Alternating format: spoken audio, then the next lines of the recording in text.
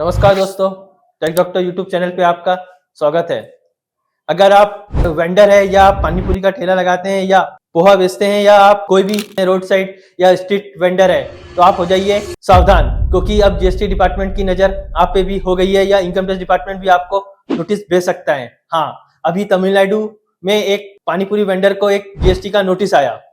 क्यों आया? क्योंकि उसने यूपीआई के थ्रू 41 लाख का पेमेंट लिया था। हाँ, अगर आप एक स्ट्रीट वेंडर है तो ऑब्वियसली आप अगर यूपीआई के थ्रू पेमेंट नहीं लेंगे तो आपका बिजनेस नहीं चल पाएगा। सर, तो ये तो बहुत बड़ी दिक्कत की हो गई, मुझे इससे कैसे बचना चाहिए? तो आइए पहले आप हमारे चैनल को सब्सक्राइब करिए और जानते हैं कि अगर हमें इस नोटिस से बचना है तो हमें क्या क्या करना चाहिए। तो सबसे पहले, अगर मैं यूपीआई के थ्रू अगर पैसा लेता हूं तो मुझे सिर्फ अपने जो बिजनेस का ट्रांजेक्शन है उसी का पैसा यूपीआई के थ्रू लेना है, क्योंकि अगर यूपीआई के थ्रू अगर मेरे ट्रांजेक्शन हो रहे हैं और उसकी लिमिट अगर सर्विस के सेक्टर में 20 लाख के ऊपर हो जाती है या गुड्स और सर्विस गुड्स के केस में 40 लाख के ऊपर हो जाती है तो मुझे जीएसटी डिपार्टमेंट का नोटिस आ सकता है।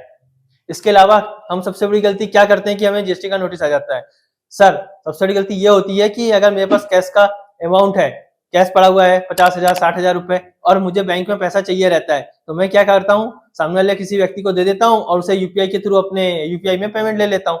अब इससे क्या होता है कि रहता तो ये लेन देन का ट्रांजेक्शन है, उधारी का, पर डिपार्टमेंट इसे एक बिजनेस ट्रांजेक्शन मान लेता है। अगर हम इसको प्रूव नहीं कर पाएंगे तो वो इसे बिजनेस ट्रांजेक्शन मानता है और इस पर टैक्स की डिमांड कर सकता है। तो हमें सबसे पहली गलती जो हम कैश किसी को देके अपने यूपीआई में पेमेंट लेते हैं ये नहीं करना है।